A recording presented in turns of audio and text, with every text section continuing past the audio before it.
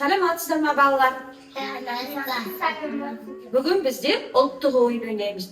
Ұлттық ойын ұрпақтан ұрпаққа келе жатқан асыл мұрамыздың бірі. Ал ендеше бүгін біз ақ сандық, көк сандық ұлттық ойын ойнаймыз. Бүгін бізге жасанды интеллект зерттеу қонаққа келіпті. Ақ сандық, көк сандық ұлттық ойыны.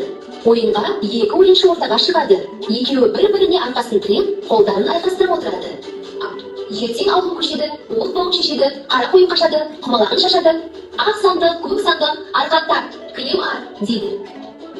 Арт деген сөзден кейін ойыншылар тез орнынан тұрып, қайсысы қарсыласын арқалап кетсе, арқадағы ойыншы жауап бергенше түспейді. Ақ сандық, көк сандық, аспаннан не көрдің деп сұрақ қояды, жерде не көрдің деп тағы сұрайды. Ортаға шығып, ойынды жалғастырады. Соңында жеңімпаз атанған екі ойыншы күш сынасады. Балалар, ойын ережесін түсіндік па? Жарайсыңдар онда. Онда түсімізге қарай екі топқа бөлініп отыра қаламыз. Балалар, ойынымызды бастайық. Тұрамыз. Дайынсыздар ма? Екі қолын көшеді, ол бауын шешеді, қара қойын қашады, құмалағын шашады. Ақ сандық, көк сандық, арқанда кілем арт.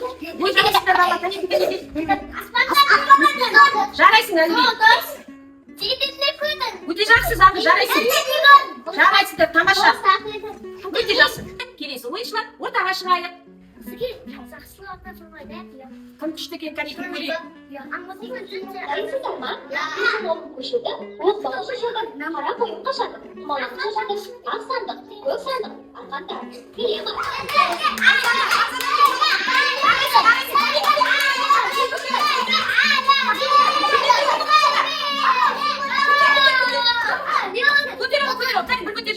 Шатасын танымас, кәне көтер.